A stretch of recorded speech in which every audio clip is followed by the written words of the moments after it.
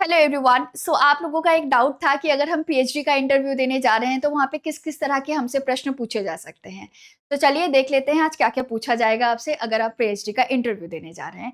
सबसे पहला सवाल तो आपसे ये होगा कि आपने ये टॉपिक क्यों चुना है, और वो आपसे प्रॉपर एक्सप्लेनेशन मांगेंगे कि इस टॉपिक को चुनने के पीछे रीजन क्या था आपका। तो आपको थोड़ा सा पर्सनल सा रिप्लाई इसका देना पड़ेगा कि ये रीजन इस वजह से हमने चुना है और हमें लगता है कि ये चेंज ला सकता है। इसके बाद अगला सवाल शुरू होगा आपका आरओएल से, कि आप जो टॉपिक लेके आए इसमें क्या रिसर्चेस हो चुकी हैं, कौन कौन से साल में हुई है, आप अभी क्यों इसमें रिसर्च करना चाहते हैं, क्या इंडिया में रिसर्चेस हुई है कि नहीं हुई, इंडिया में जो रिसर्चेस हुई हैं उनको कोट करिए। आपसे ये भी पूछ सकते हैं कि आपकी फेवरेट रिसर्च कौन सी है। सो जो आपने अपने प्रपोजल में मेंशन करी है उसे जरूर बोलिएगा और उसके बारे में पढ़ के जाइएगा अच्छे से।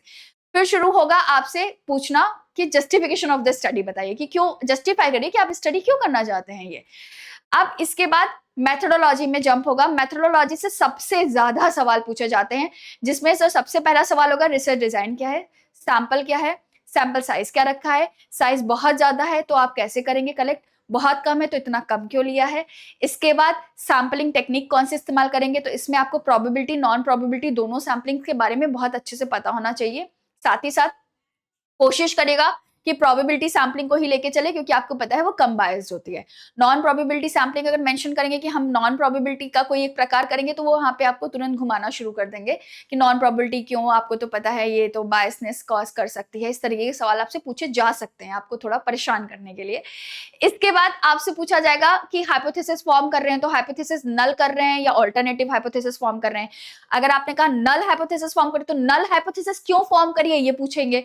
तो फिर आपको वो जस्टिफाई करना पड़ेगा कि आपने जो रिसर्च पेपर्स अब तक पढ़े हैं वहां पे आपने देखा है कि जो रिजल्ट आया है वो नेगेटिव पर्सपेक्टिव में गया है। अगर ऑल्टरनेटिव हाइपोथेसिस है तो आप कहेंगे कि पॉजिटिव पर्सपेक्टिव में आया है रिजल्ट, इस वजह से हम पॉजिटिव मतलब ऑल्टरनेटिव हाइपोथेसिस के साथ चल रहे हैं।